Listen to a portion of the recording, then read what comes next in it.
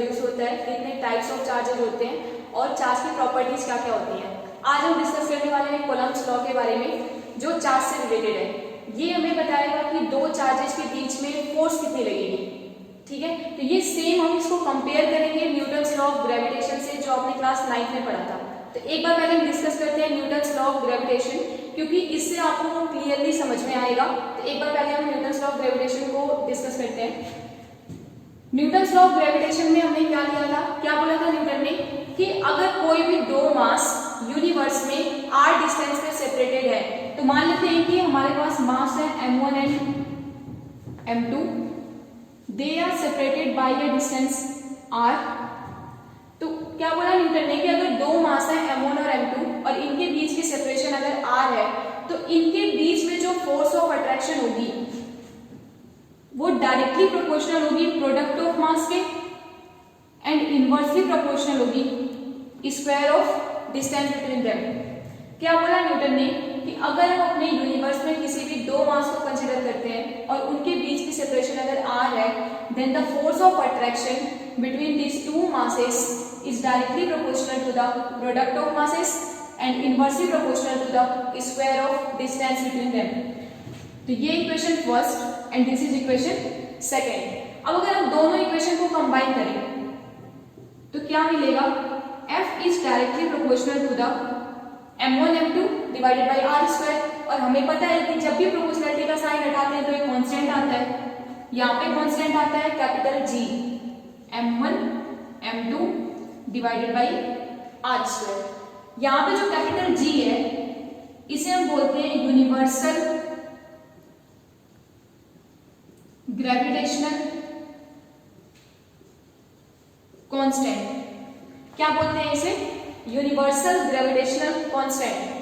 इसे हम gravitational constant भी तो बोल सकते थे।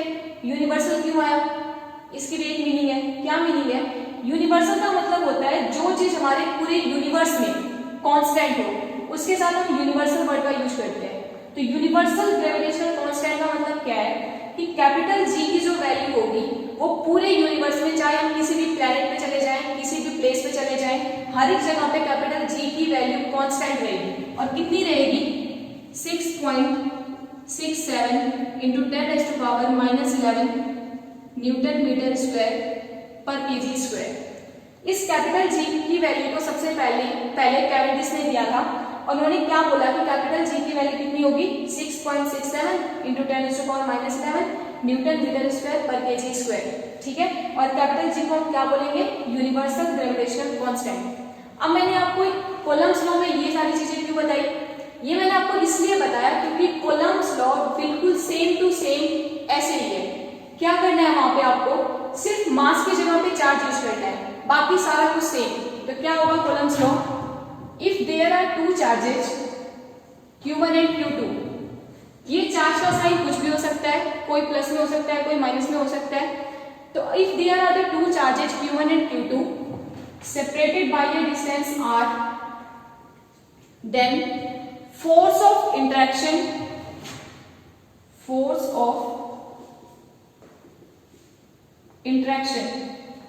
अब देखो यहाँ पे मैंने जो वर्ड यूज किया है इंटरेक्शन, इंटरेक्शन का मतलब क्या है, यहाँ पे हमने अट्रैक्शन यूज क्यों नहीं किया, क्योंकि हमने यहाँ पे क्या यूज किया था, तो force of attraction between the two masses. But यहाँ पे यूज कर रहे हैं फोर्स ऑफ इंटरेक्शन। इंटरेक्शन का मतलब क्या है, फोर्स अट्रैक्टिव भी हो सकती है और रिपल्सिव भी हो सकती है। ठीक है, अट्रैक्टिव और रिपल्सिव कैसे हो सकती है, अगर ये दोनों चार्जेस सेम साइन के होंगे तो फोर्स कैसी होगी, रिपल्सिव। अगर दोनों ही पॉजिटिव साइन के हैं तो फोर्स रिपल्सिव, दोनों ही नेगेटिव साइन के हैं तो फोर्स रिपल्सिव। अगर दोनों अपोजिट साइन के हैं, एक प्लस साइन का है दूसरा नेगेटिव साइन का है, तो फोर्स कैसी होगी, attractive. Then force may be attractive or repulsive, depends on the sign of the charges. But यहाँ पे मास, दोनों ही मास है तो फोर्स हमेशा अट्रैक्टिव ही होगी, इसलिए यहाँ पे अट्रैक्टिव यूज किया था। The force of interaction between the two charges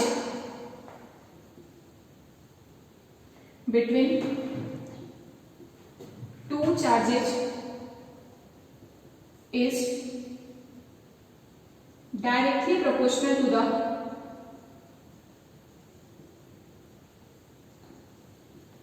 proportional to the product of charges and inversely proportional to the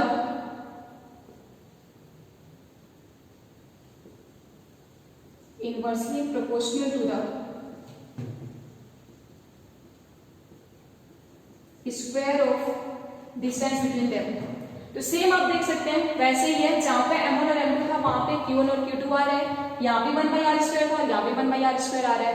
means इनके बीच में जो फोर्स ऑफ इंटरेक्शन होगी वो डायरेक्टली प्रोपोर्शनल होगी प्रोडक्ट ऑफ चार्जेस के एंड इनवर्सली प्रोपोर्शनल होगी square of distance between them.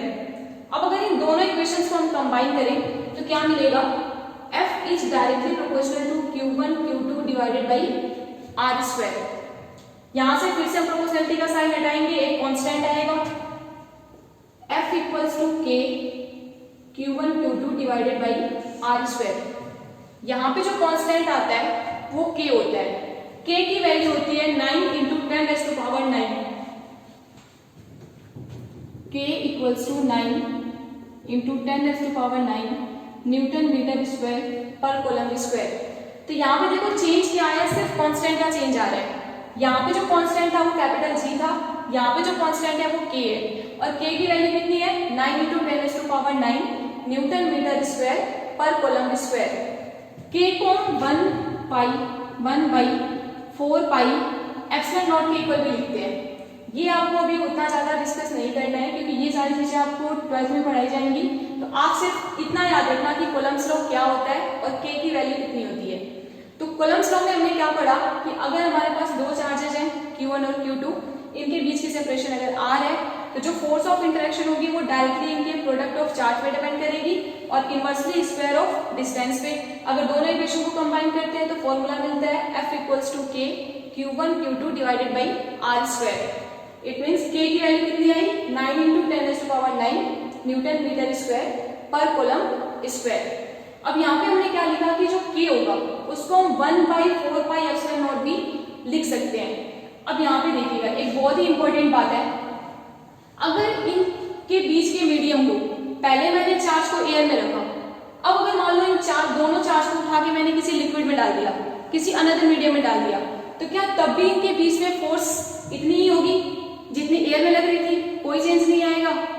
Change आएगा, कितना चेंज आएगा वो डिपेंड करेगा कि हमने मीडियम कैसा ले रखा है।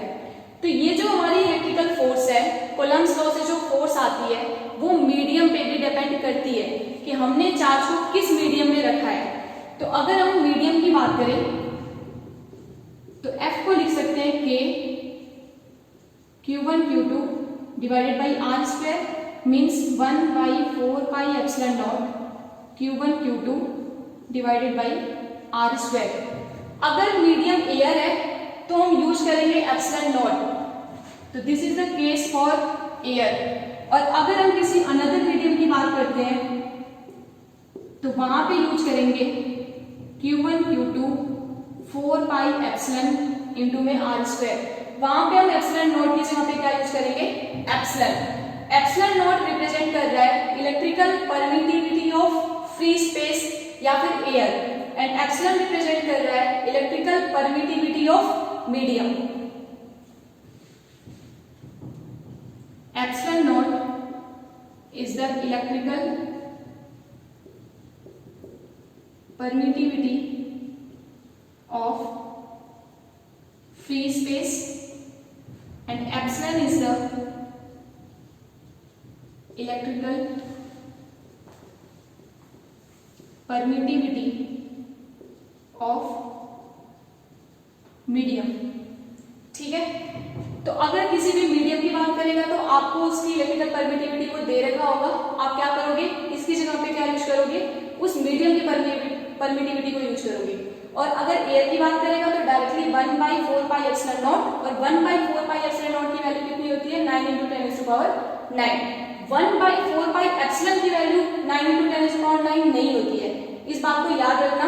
1/4πε0 की वैल्यू ही 9 इंटू 10⁹ होती है। अगर फ्री स्पेस की बात करेगा या एयर की बात करेगा तभी हम k की वैल्यू को 9 इंटू 10⁹ लेंगे।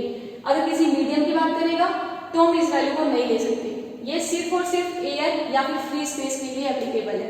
ठीक है, तो हमने कूलम्ब्स लॉ के बारे में डिस्कस किया। कूलम्ब्स लॉ में हमने क्या पढ़ा कि दो चार्जेस के बीच में जो फोर्स होगी वो कितनी होगी, 1/4 pi epsilon not Q1 Q2 divided by r²। Epsilon not क्या रिप्रेजेंट करता है, electrical permittivity of free space. अगर किसी मीडियम की बात करेगा तो एप्सिलॉन नॉट की जगह पे एप्सिलॉन आ जाएगा, और एप्सिलॉन क्या रिप्रेजेंट करेगा, इलेक्ट्रिकल परमिटिविटी ऑफ मीडियम।